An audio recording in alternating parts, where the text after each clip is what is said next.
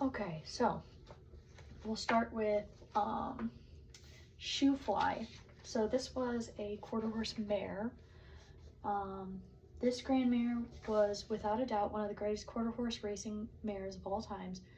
She was the world champion quarter running horse 3 times in 1941 to 42, 1942 to 43, and 1943 to 44.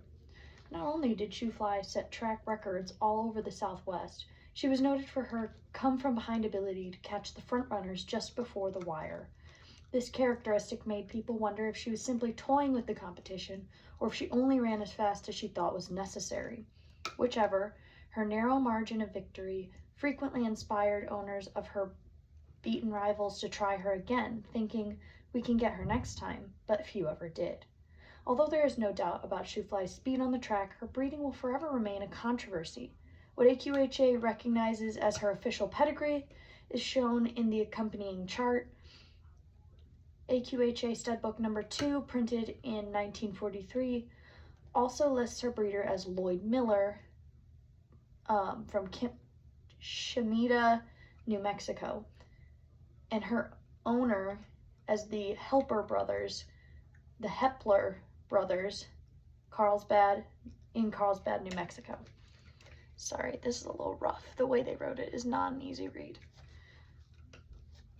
However, several old-timers involved with quarter horse racing in those early years are unshakable in their belief that Shue Fly was actually sired by a thoroughbred named Erskine Dale, and that she was out of quarter racing mare Nancy M by Jack McHugh. At one time, Nancy M was owned by Bob Burris, who later sold the mare to Abe Salazar. As this story of Shue Fly's unofficial breeding unfolds, Salazar bred Nancy M to his thoroughbred stud, Erskine Dale. Sometime while the mare was in foal, Salazar used her as collateral on a loan. When he couldn't pay off the loan, the man holding the note went to pick up Nancy M. However, Salazar talked him into waiting a few days because the mare was so close to foaling. This was either in 1937 or 38. A couple of days later, the note holder went to check on the mare, who was pastured in the Animas River Valley in southwestern Colorado, in the vicinity of Durango. He found that the mare had foaled, but he could not find the foal. According to Jim Norton, who lives in Durango, it was speculated that the foal had fallen into the Animas River since it was springtime and the river was running high from melting snow. Folks believed that the foal had drowned. Yet Norton says he talked to several highway workers on Wolf Creek Pass, east of Durango, not long after that, and they told me that a Mexican had been stranded in his car on the pass during a snowstorm. The worker pulled his car out, but before they left, the Mexican asked for a bottle of milk for his baby. The workers were startled by that this man had no food for his baby, so they rigged a makeshift bottle. And then they were even more startled to find that the baby was actually a relatively newborn foal in the backseat of the car. Was this Nancy M's missing foal? Many horsemen believe it was. According to an article in the Quarter Horse Journal, June 82, Bob Burris and Warren Shoemaker were at a track in Trinidad about 2 years after Nancy M had foaled. They watched a 2-year-old filly run, and as she streaked across the finish line, Burris shouted, "That's Nancy's missing foal." He said he recognized her because of her uncanny resemblance to Nancy M and because of a telltale patch of roan on her right side, a characteristic of all of Nancy's foals. The filly, being raced under the name of Spanish Girl, was owned by Abe Salazar. Burris bought the filly almost immediately and raced her for several years, very successfully. Somewhere along the line, her name changed to Shue Fly, but no one seems to know the origin of the name. Burris subsequently sold the mare to the Hepler brothers of Carlsbad, New Mexico. When they applied for her permanent registration number with the AQHA, they listed her breeding as being by Cowboy P12 and out of Lady Luck. However, in the aforementioned Quarter Horse Journal article, Warren Shoemaker's daughter, Joan Driggers, is quoted, "But in Shoemaker's and Burris's heart, they knew she was really the lost colt of Nancy M and by Erskine Dale. My father always thought she was a spittin' image of Nancy." In another Quarter Horse Journal article in April of '83, author Heidi Bright states, about 20 years after Shue Fly's birth, according to Driggers, Salazar told only Shoemaker that when Shue Fly was foaled, Salazar took her off Nancy M and put her on Lady Luck, who was then owned by Lloyd Miller.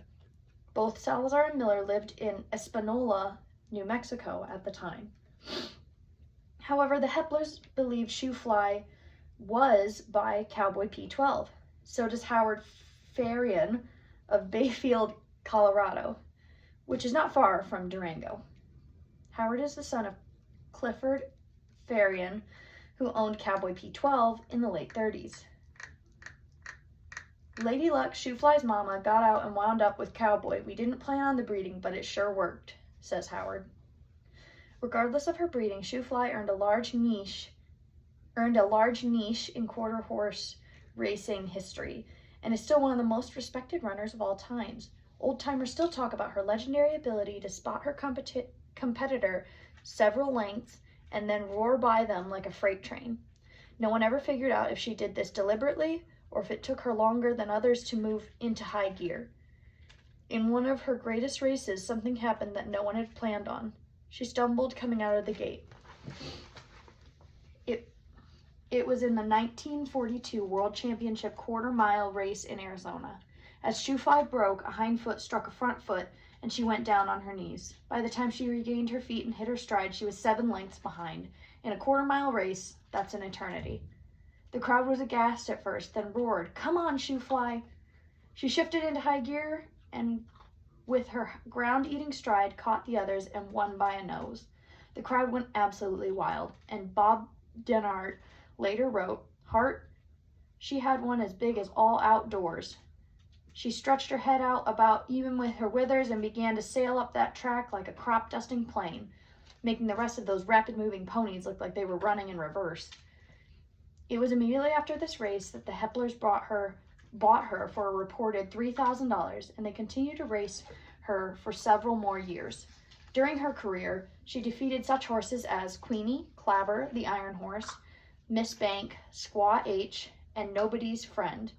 She got the best of Clabber in a match race, which was particularly unusual because mares seldom won against stallions in a match race. In the 1947 yearbook of the American Quarter Racing Association, Melville Haskew wrote, "No defeat can ever take away the glory that Shue Fly won during her many years of competition on the quarter tracks, running only against the top short horses in America. She beat every horse who ever defeated her on a recognized track right up until her last race, which she lost to Miss Princess. She had the great heart and proud courage of a true champion and won most of her races the hard way, coming from behind in a dazzling burst of speed to catch her competition at the wire." After Shue Fly lost to Miss Princess in 1947, the Heplers retired her and put her into a breeding program. But as a broodmare, Shue Fly was a disappointment. Perhaps because, as has been true of some other great racing mares, she gave everything she had on the track and had nothing left as a broodmare. She proved difficult to get into foal, and of the foals she produced, several died at birth or shortly after.